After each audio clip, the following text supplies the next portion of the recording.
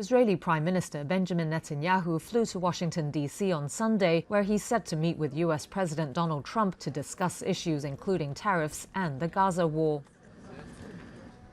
His trip came as Israel's military changed its initial account over last month's killing of 15 emergency workers in Gaza, which has sparked calls for an independent investigation. The paramedics and emergency responders were shot dead on March 23rd near the southern city of Rafah. United Nations officials and the Palestinian Red Crescent found the bodies buried in a shallow grave a week later.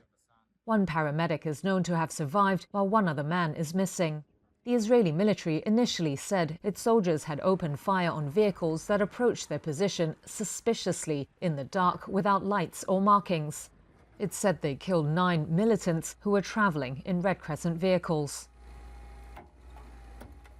But video published by the Red Crescent on Saturday showed emergency workers in their uniforms and clearly marked ambulances and fire trucks with their lights on being fired on. The video was recovered from the mobile phone of one of the dead men. Reuters was able to verify the location and date of the video. An Israeli official late Saturday said the initial field report did not include any description of vehicle lights. He said investigators were looking at operational information and trying to understand why the person who gave the initial account was what he called mistaken.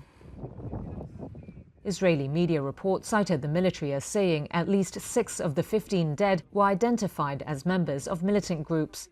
But the official declined to give evidence or detail of how the troops identified militants in the group.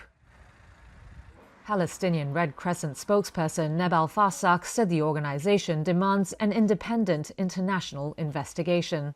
Accountability should never require video evidence. It should not take a global outrage for the truth to be acknowledged. She called on the international community to intervene and compel Israel to respect humanitarian law that bars the targeting of emergency and medical workers during conflicts.